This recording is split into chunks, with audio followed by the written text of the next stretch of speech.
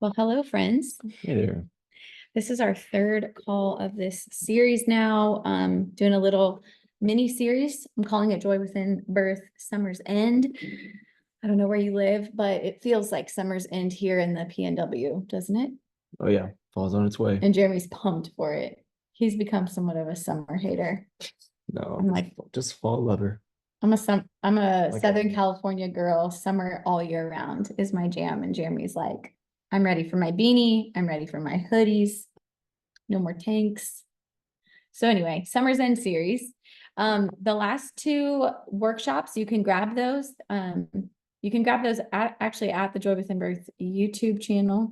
I can tell you a way at the end too how to grab them, but they've been great. We've talked about the first call was about how to visualize for your dream birth, which we actually walk through visualization, and I talk about how I made the connection of like learning the power of that as an athlete, but then how that can also apply to visualizing for your birth. And then the call after that, stages of labor, talked about flow and energy and how you can tell what stage of labor you're in without a cervical exam, just other cues. So we're just gonna answer basically in my community, my online community, which is called Joy Within Birth. We did a live back in July, like Jude was like 3 weeks old. And we had some questions pop up for Jeremy, and they are just like common questions that we get about birth and postpartum in general. And that's, what is the partner's role? Because in Joy Within Birth, like 99% of the people consuming education in there are the women, right? And that's obviously normal to want to like be educated on what you're going through in your pregnancy and what you're going to experience in birth. But for those of us who, our husband or our whoever your birth partner is, like chances are you're doing birth with somebody else, right? And we want to equip them too. It's so important to feel supported and understood and loved in the whole process. Like this whole experience it's vital to me that Jeremy is like, he's like an integral role. He's irreplaceable. So we need to give the men some love, right? Or whoever your support person is.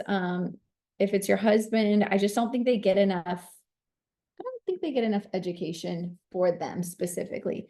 No. So in Joy Within Birth, we have 7 modules, and one of our modules is called Joy Within Birth, and it's about labor, the ins and outs of labor. And that's the one module where I'm like, hey, make sure your husband or your birth partner watches this with you, because when you're the one in labor, you're not thinking about what you need, and you're not actually using the logical side of your brain. You're very much in a different part of your brain. I call it the labor zone.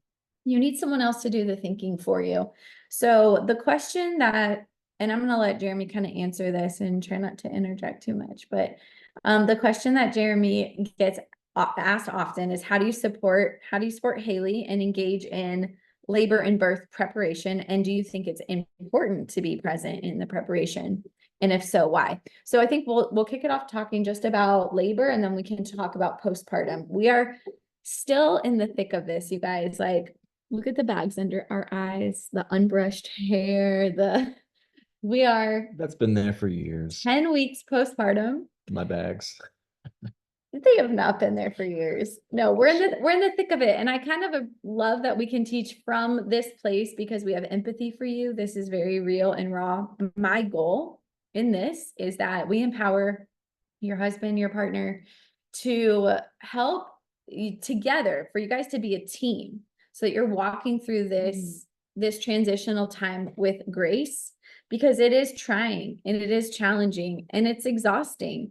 And I know it can be 1,000 times smoother when you guys are connected and on the same page. And so we're coming from a place of like, we know how hard this is. You can do this. Yeah. So why don't we just chat first about labor and prep for that? Yeah. Well, you mentioned team, right? And I think it's important to understand that like this is like you had a birth team. I was obviously on your birth team, the other people on your birth team would be your midwife and your doula and your your nieces and your photographer, and she has a rather big birth team, but I was an important part of that team. The And most important. yeah, look, Haley mentioned, yeah, the guys don't get enough education, and it's true. I mean, I didn't know literally anything about birth. Um, Why would you? why would I, right? I mean, Unless you like, like grew up on a farm watching unless, animals. yeah. But your whole, I mean, since you were a kid, it's like birth is, especially home birth. It's just like, and for me, I'm just like, oh yeah, birth. It's just a women thing at a hospital, and that's how it is. But gosh, it's so much more than that. Um, you introduced me to a documentary that really That's changed true. things for me in terms of not just home birth, but there's birth in general, and that was called The Business of Being Born. And whether or not you're having a home birth, or I do recommend that documentary. But just to like open my eyes to like the world of birth, and kind of how things operate in the hospital, how things can happen at home. Um, but definitely preparing, and maybe doing a little research will help. You got to start somewhere, right? So whether that's reading, listening, watching, Yeah.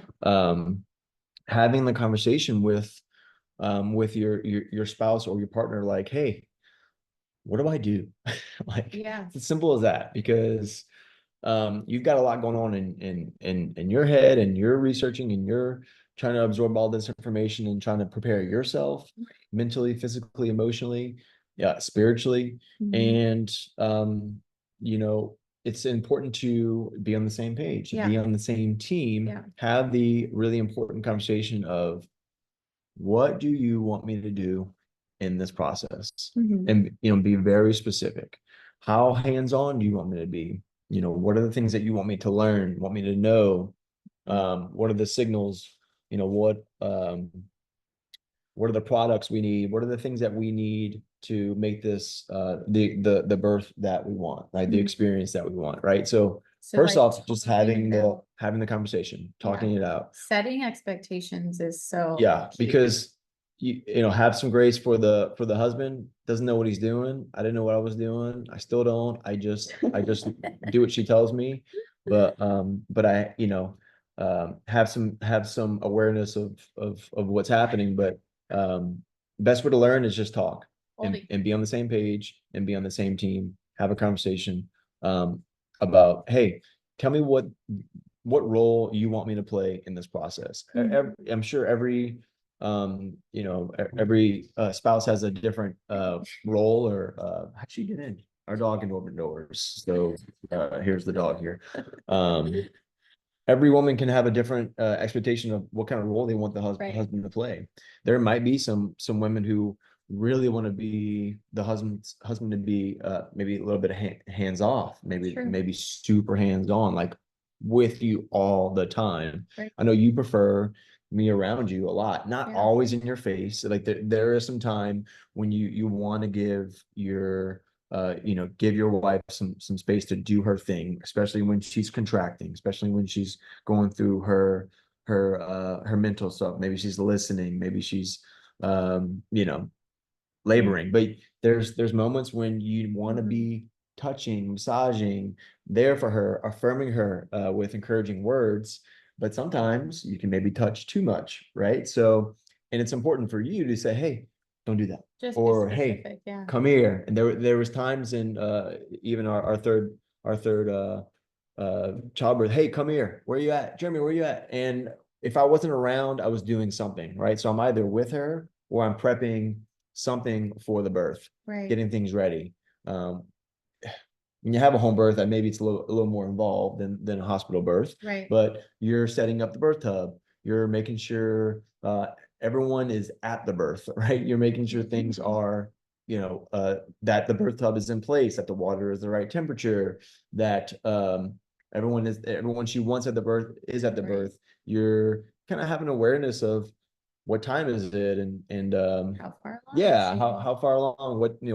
where are we at with the contractions? Are they super intense? Are they only a couple minutes, or are we talking like 5-10 minutes, right? So having an awareness of how she's labor, what the labor process is like. And it is important to know, like, okay, super early labor, water breaks, there's some contractions happening, but she's getting through them rather easily, right? You're talking through them. I remember a moment you were like, hey, can you just give me 1 second? I'm having a contraction.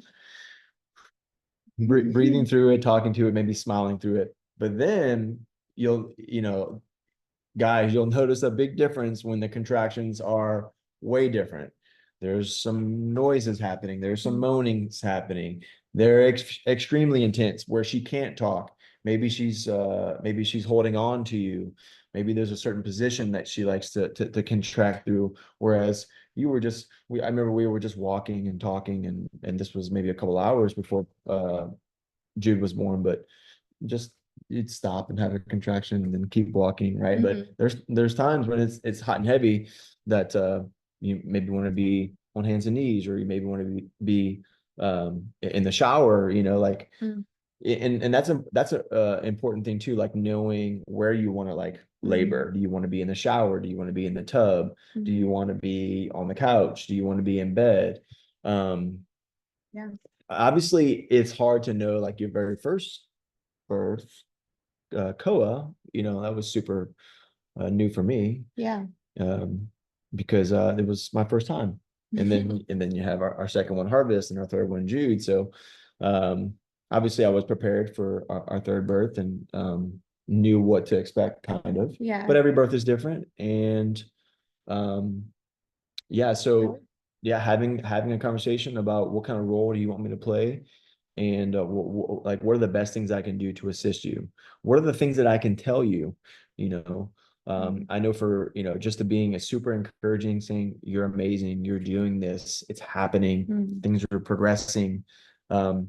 Like God's in control. You're doing, telling her she's beautiful. You're just spitting out So, affirmations. right. So the so affirmations can go a good. long way. So whether, So I know you had a lot of affirmations written down to where you could read them, but there's nothing like her hearing those affirmations from her husband. Yeah. So I would say for each kid, preparation looked a little bit different. For the first, I asked him to read a couple chapters of a couple books. I didn't see him reading books, but I was like, Yeah. hey, there's I this probably book, read a couple chapters. Husband Coach Childbirth by Dr. Bradley. Read this chapter and this chapter, and he did.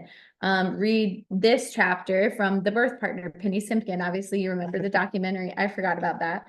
But that was really helpful. I know our pelvic floor therapist for all pregnancies recommended perineal massage. You did that. That was, yeah, I did it. So there's things. preparatory stuff, You but do. then by the third, he was like my editor for Joy Within Birth. So he was very knowledgeable, but it helped a lot for him to know where I was in labor, because I didn't even know where I was in labor. I'm more prone to say, like, I am gonna kind of camp out in labor denial and be like, it's not time to call anyone. I prefer to be alone. If it weren't for Jeremy, no one would have made my last two births, because he knew where I was at, despite me saying it's too early, don't call anyone. He's like, actually, no, I know what you look like. I know what you sound like. I know what I'm looking for. I'm gonna go call the photographer, the midwife, your mom. I had some help. And I don't think that like you knew after Koa what my labor patterns were like. Right. So, but I had an idea, especially everyone arrived in the nick of time. For this one, I had an idea. You definitely were in labor denial. Harmony, it was like, I think it was maybe me, you, and your sister. And Harmony also was agreeing with you. And it's good to have someone there like, hey, I'm pretty sure we need to be calling the midwife. What do you, right? And Harmony's like, yeah, definitely. So but you're like, no, it's early. And I'm like, okay, babe, can you just keep doing your thing? Yeah. And I'm like, call the midwife, call the doula, call the photographer. You surprised me. Like, you guys let me know what you were doing, but you're like, no, you actually are, you're okay, moving pretty fast. And this is important to know, and this would be specifically for home birth, but yeah, he is. You always hear babies crying, so sometimes you hear them and sometimes you don't. And this is important to know, if you are having a home birth, is know how far away, like all the people she wants at the birth, or have to be the birth, the midwife, the doula, the photographer, and anyone else important. Know how far away these people live, how far away they are. Okay, so our midwife for this specific birth, 45 minutes. Our photographer, 45 minutes. Now we had our family that was 5 minutes away. Some other family 5 minutes away. I wasn't worried about them, but you got to know how far away your midwife is out, because that's really important. Things can happen fast, whether it's your first baby or your third or fourth. Things can happen really fast. So knowing how far people are away, because you don't want to be 20 minutes, baby's coming and you haven't called midwife and she's 45 minutes away. She ain't making it. Look at this. Thankfully, He's so big. and he's so huge. And our other Love you, buddy. our other births, our midwives, for some reason, all seemed like they were like 45 minutes away. Yeah. So you really want to make sure that you give enough time. And even if she gets there early, right? Midwife doesn't just jump in and start touching everything and get, they also come in and they're aware of how things are progressing, right? But you want to make sure she's there. So, Not too early. right. I want to be important. I want to make sure I stress that, because we had a couple hours of intimate alone time. That's what she wanted, and it was important to her. Yeah. And it was incredible for us to have just me Good point. and Hailey before baby came. We had family that was taking care of the other three kids, so we had a couple of hours of being intimate, where it was just walking and talking and visualizing and praying, and it was super important. So you definitely want to have, in my opinion, you want to have a little bit of a alone time with husband and wife, especially if this is your first child, because like, think about it. This is the last time you're going to be alone as husband and wife, or last time you'll be a family of two, right? So you're enjoying, you're soaking up those intimate, incredible moments of just you two before your family expands. And in those moments, that's a time to be together. If you're a couple of faith, pray together. Talk about what's about to happen. Start visualizing, being specific about how we want this to go down. And hey, how amazing would it be if baby was born and at this time? Now, her water had broke, so we knew things were happening, right? So her water broke, and it wasn't like gushing out, but we knew, like, okay, labor's happening. Yeah. And that 2 hours of alone time, we were talking about how specific we want. I even asked her, hey, how specific? Like, be specific. What time do you want? It was probably 4 o'clock when we were talking. What time do you want baby to be born? She's like, I love a sunset birth, which is like 8:30, 8:45. I'd love to be able to have a birth and then get everything cleaned up and then be in bed by 11. It's exactly what happened. Like, to a T, that all happened. And she visualized it, we talked about it, we prayed about it, and I think that can go a long way. Yeah. And I was part of I feel like the teamwork of just like being connected. I loved that Jeremy asked me those questions and encouraged me to take them to the Lord and just ask the Lord to come into our experience, and doing that together. And it wasn't just like me by myself having these silent prayers, but it was like us in unison putting these requests before the Lord. But I think, there's practical ways that he came and supported me. And then there's the spiritual, emotional ways. And so the practical ways, like those things I gave him specific tasks. I was like, hey, for labor, I want you to be in charge of my labor playlist, which I asked him to create like weeks before he was born. He did that for all my births. I want you to make me a worship playlist, and also be in charge of the music, like be in charge of the Bluetooth speaker if I need Christian hypnobirthing or if I ask for that, or music. So he was in charge of the music. He was kind of also, I wouldn't say the sole person, but like in charge of the stuff that was going to fuel me. So like bringing electrolytes or just making sure I was hydrated. We had frozen labor aid made.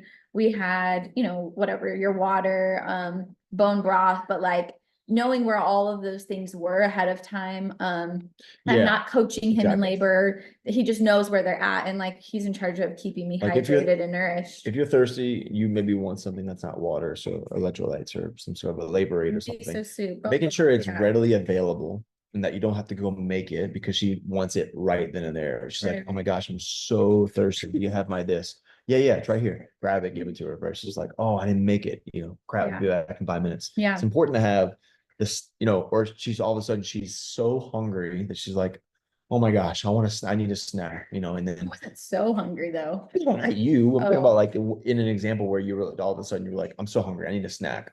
Maybe it's a little sugar, or maybe it's yeah. We do honey sticks or like those something, right? frozen So labor gummies. talk about, hey, what snacks? What do you want snacks readily available? Do you want water? Do you want electrolytes? Do you want this? Do you Right. want that? Making sure all that stuff is ready, available, close by, so that when she wants it, boom, you can just grab it, give it to her, and just know where it is. Yeah.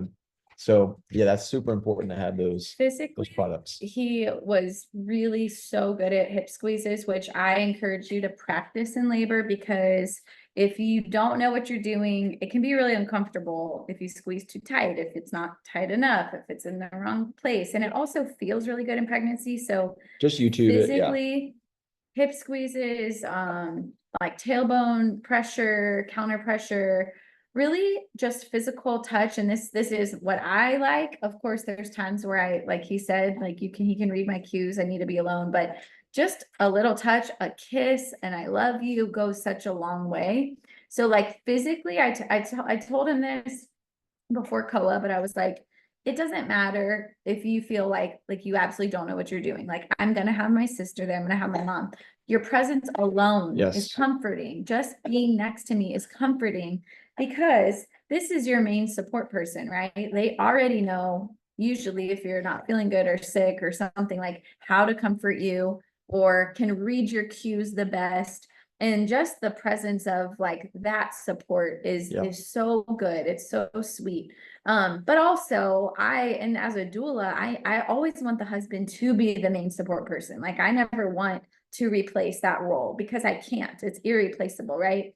Labor is so incredibly bonding, and it's a teamwork thing that you guys are doing together to bring this child into the world. This midwife I used to work with years ago used to say, what brought the baby in brings the baby out, meaning like intimacy. Birth is a sexual act, it's an intimate act. And so it's going to go faster, smoother, and you're going to produce more oxytocin when you have your partner with you. That's For just sure. like how it is, right? Yeah, and first time dads, like, don't put a lot of pressure on yourself. Like, I didn't know what I was doing. Like Hailey said, best thing is you're there, you're present, like you're literally there with her, and um touching her, affirming her, encouraging her. Yeah. Literally, that's like some of the Just best things you can do. willing to And serve. that can be tough when it's, especially when it's early in the morning and you've maybe been at it for a while. And so obviously there's a lot, like we're talking about a lot, but I think the most important thing, guys, is being there, and um just being there for her and encouraging her and affirming her. Now back, with the whole hip squeeze thing, she every contraction, at least like the ones that were getting really intense, active labor, she wants me there, hip squeezing Don't miss through every contraction. And she just tells me it literally feels amazing. Yes. And practice the hip squeeze. I'm sure you can YouTube the placement of the hands, but it's really important to get the pressure dialed in, because at first I'm just like squeezing the crap out of those hips, and then it's like then there's nothing worse than where it's like you're barely touching, you're doing anything. So you want to get the pressure dialed in to where you really know the motion and the pressure she likes during those contractions. Squeeze is actually opening the pelvis so that the baby can come down, and it makes room. So it just makes you feel super supported and like allowing your body to open. And it's incredibly relaxing, and it's great to practice in pregnancy anyway. Like the women love it, and the guys actually get a little pump going. Like you get a little chest squeeze, you get a little workout, and so that's kind of nice too. So, and then of course praying together, that is so sweet and so powerful. And you did that with me in our early labor and several times. I think I can't remember with Jude, but I know for Harvest and for Koa, near pushing, I was just like, pray for me. Like, I think I did with Jude, huh? There just gets to be this point of intensity where you're like, wow, is this going to happen? Is a baby going to fit through me? And like all those times just saying, just pray for me. And the spirit he carries of peace and joy is so overwhelming that there's no fear, right? Like the presence that he carried was so powerful that I could feel his giddiness. He's like naturally a funny guy, making jokes and stuff, but just keeping the atmosphere light and happy, and making me feel like, I think we laughed right before Jude came out about the music that was playing and stuff. Which is hilarious because I was in charge of the playlist, and there was a song, and it was just a moment where the chick was singing, but she wasn't singing very good, and it was annoying Hailey, and she was like, "Turn this song off," and I was about to come out. And I was like joking, like, "Who picked this song?" But like knowing it was like my playlist, I was like, "Idiot!" I mean, there was like 50 songs. I added that song, and then I tried to blame it on her. Perfect timing. So yeah, like if she is showing any signs of like discouragement or fear, or just like she's whatever, like be the opposite. So if she's showing fear, like you got to come out with just like nothing to be scared of. Yeah. Just bring the peace, bring the joy. And even if something is scaring you, you got to be that crutch of peace and joy in that moment, because whatever she's fearful about, sometimes there's this fears of like, oh, the baby's so big that it'll never come out, like impossible. Like God made it to where the baby's coming out, or illogical thoughts that were like, is this ever gonna happen? Is this baby ever coming? I'm like, this baby is literally coming like any second now. Like, get ready. Like letting her know, like this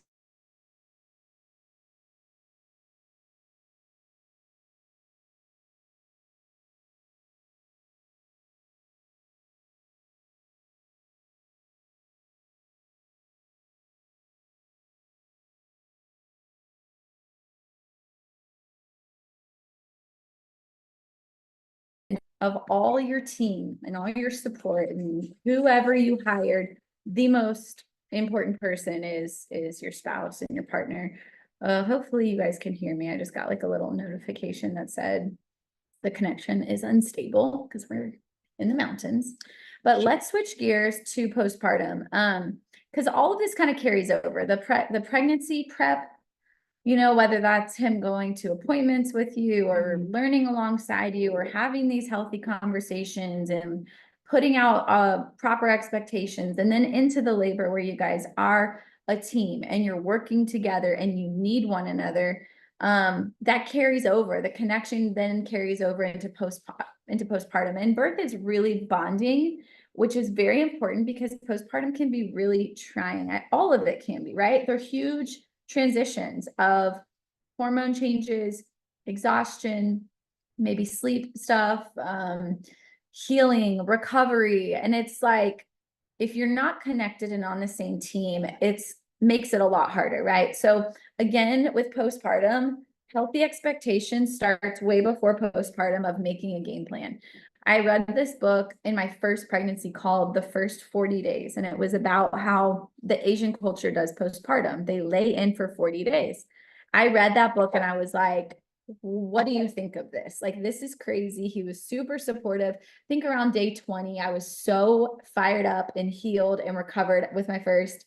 We did have our daughter that we adopted. So like my first postpartum, I still had a 2-year-old, but he allowed me to experience that. And that was 2020, where I felt so incredible and so rejuvenated and so like ready.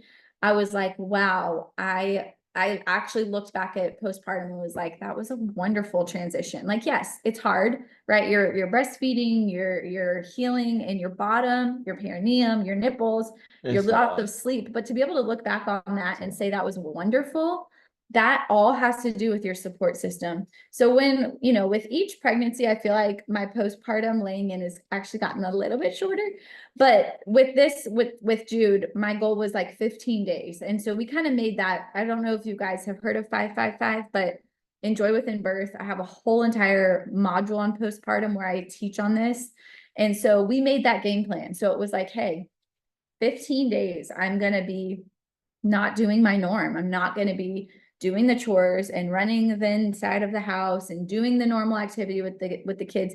And he's not only supportive of that, but understanding of it. There were several times where I was antsy to like connect with my kids and get out of bed, or clean something or whatever. And he would say, you need to go back to your bed, and like encouraging me, like, this is temporary. Yeah. 15 days is nothing. Like, you're going to be so much better off for it. And really just supporting me in such a big way that I never felt guilty for it, because I think as moms, like, it's really easy to be like, okay, everyone else needs me. Like, I'm just here. And of course, you're not just here, right? You're breastfeeding, you're bonding, you're healing.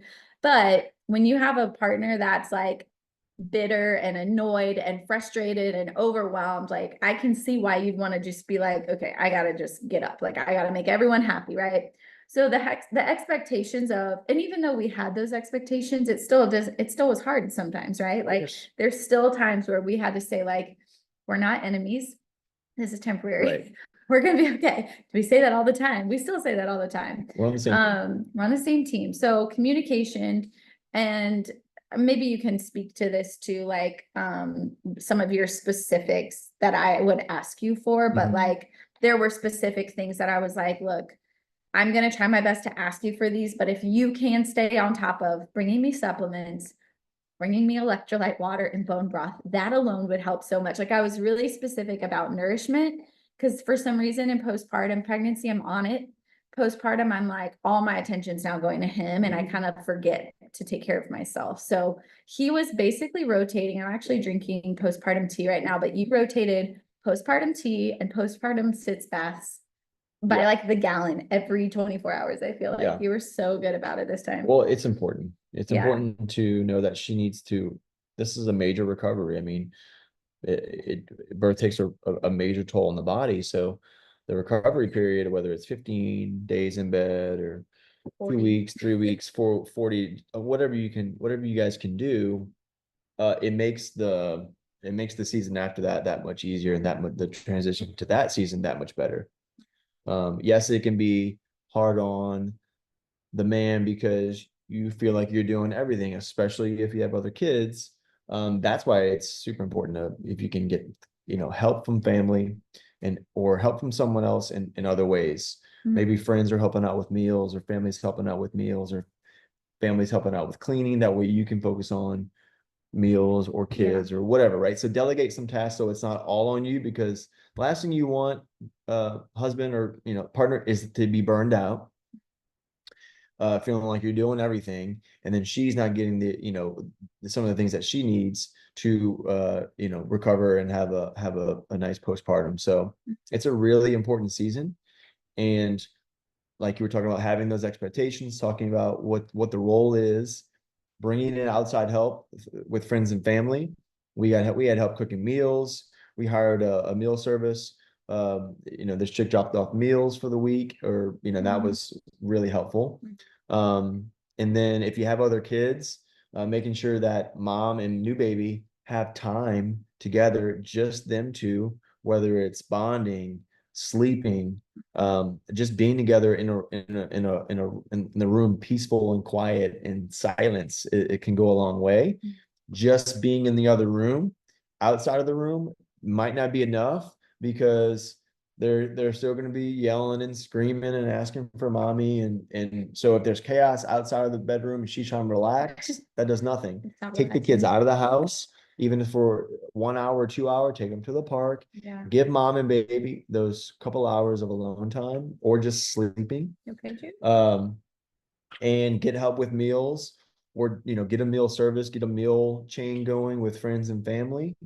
And just know that you're going to be on with, kind of waiting, like serving her. And that's what we do as husbands anyway, right? We lead through our service. So, knowing that I was having to be there for her when she needed her supplements, her drinks, her nutrition, her, this, that, plus we've got 3 other kids, plus I'm helping out with changing diapers and stuff. So look, it can be a lot, but if you prepare properly, set expectations, have a game plan going in, know that you're on the same team, and if you can delegate with friends and family, it'll help a lot.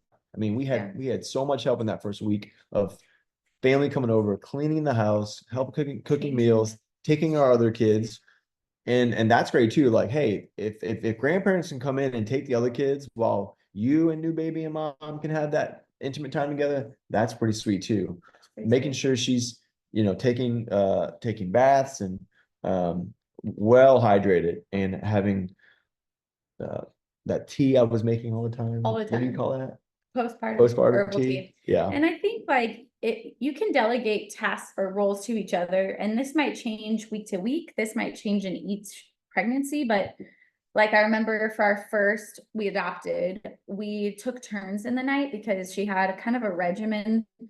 And so we just kind of tag teamed that. And then I know with Koa, I was fully breastfeeding, like my first biological. So I was breastfeeding, and we quickly learned that, hey, it doesn't really do us any good to both be super tired in the morning. Why don't I, nurse? Cause for Emerson, we bottle fed, and I would like feed her and you would burp her, and we kind of tag team like that.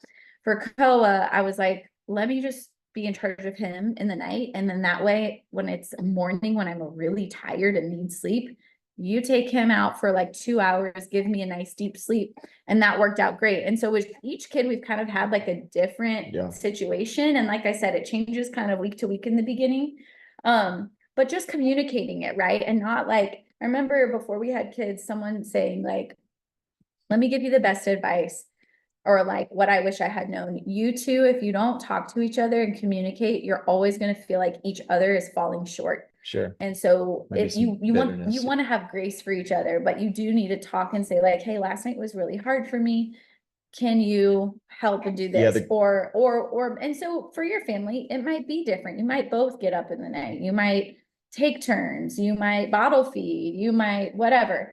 I know for me, the biggest help in the beginning though was let me just have a couple hours in the morning of uninterrupted sleep, and that would be just golden, Yeah, great. The grace part is important, just, you know, because it's a hard, it can be a hard season, and it can kind of feel like she's always ringing the bell, and you're like, or texting. or that's what kind of like, hey, need this, and you might be in a moment where you feel like you just sat down, and all of a sudden it's like, hey, I need you in here. It's like, okay, guess what? It's only a few weeks. It's like it's literally like however long you decide to kind of, you know, go at this postpartum thing, where it's like you stay in bed, I'm doing this thing, and we're gonna, you know, 2 weeks, 3 weeks, however long.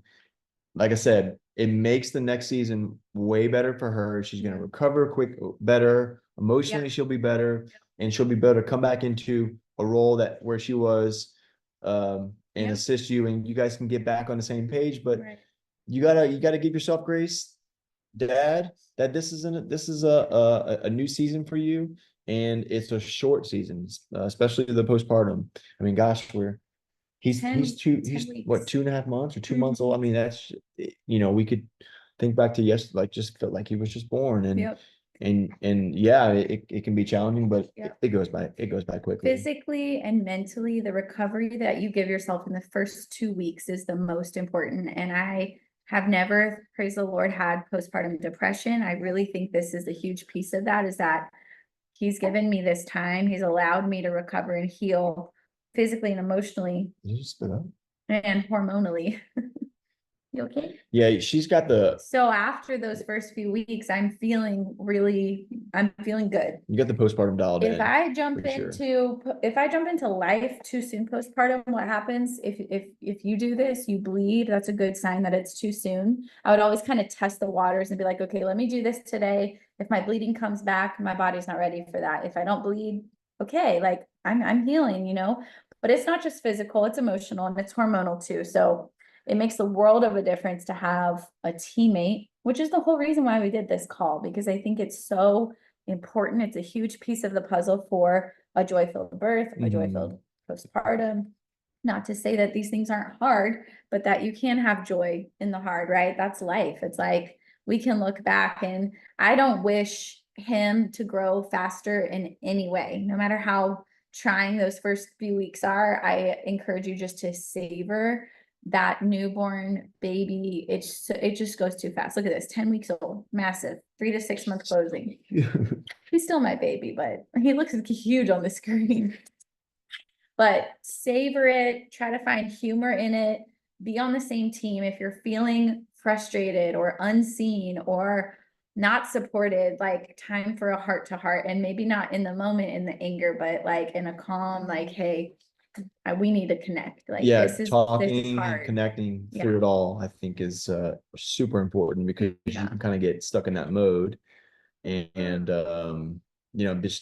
just find some time to connect Yeah. when the kids are sleeping, and just say, hey, we're doing this. Think we're in it together. Let's make sure We did it. we're on the same page here, and let's keep going forward, Let me see if anybody has questions. I hope that was helpful, just going through labor, postpartum, but any specific questions before we sign off? I feel like our kids are gonna come home any moment.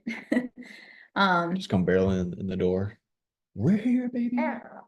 If you are not a part of Joy Within Birth, but you want to be, text my business number. I'm gonna say it right here, but I'm also gonna put it in the chat, but it's 985-218-8868. And just send me a text to 985-218-8868.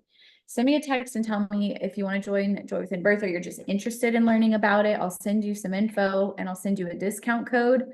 So obviously, if you're watching this as the recording, that's for you as well. Feel free to reach out. But yeah, if y'all don't have any specific questions, then we're gonna end it here. Go change Jude's massive diaper. He's such a little bobblehead. All right, y'all, I hope this was helpful, and you have my number now. So reach out if you got any questions. Bye, y'all. Thanks, y'all.